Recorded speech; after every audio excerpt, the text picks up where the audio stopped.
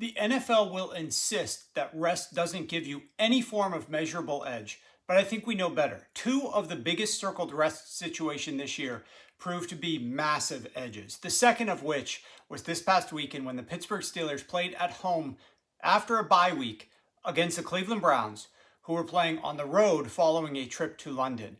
The Browns had to fly all the way to London and back home, only to turn around and take a short travel trip to Pittsburgh. The Steelers, off of extra rest, mauled them 23-9, outgaining the Browns 5.8 yards per play to 3.3 for the Browns, and easily covering the point spread. The sharp money knew of this rest edge and hammered the line from as low as Steelers -4 to as high as Steelers -6.5 before closing Steelers -6 at many spots. The second most circled rest spot earlier this year occurred in week 3, where the Raiders, off of a later than usual Monday night game in week 2 at 10 p.m. Eastern time start time, had to travel to the East Coast on short rest for a 1 p.m. Eastern time Sunday kickoff to face the Commanders, who were on extra rest having played the prior Thursday night. The Commanders had a 4-day net rest edge over the Raiders, who had only 5 days total rest between games. The Commanders destroyed the Raiders 41-24. They were leading to start the fourth quarter 34-10.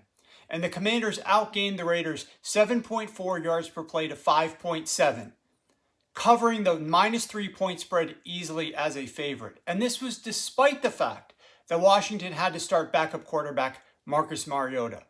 I was interviewed by the Washington Post prior to that game to discuss rest edges as it related to the NFL in general, in addition to this specific game.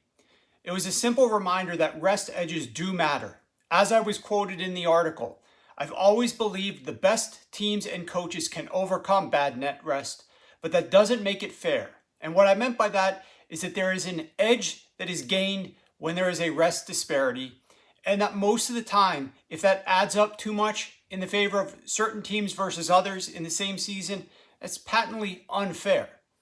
In that very same article, though, the NFL spokesperson Brian McCarthy wrote an email to the author and stated that rest advantage is not a factor in the league's annual process of building the schedule. And sure enough, I found something similar based upon my calculations. Now, it doesn't take data to think that a team with a multi-day rest advantage might have an edge over a team coming off of a short week, for example. But the data is there also to support that notion. I wrote an article discussing this at length as to the edges that are gained from a betting perspective when you factor in rest. I know the league is primarily focused on building a schedule that is good for TV, and it will overlook rest disadvantage in order to accomplish that goal.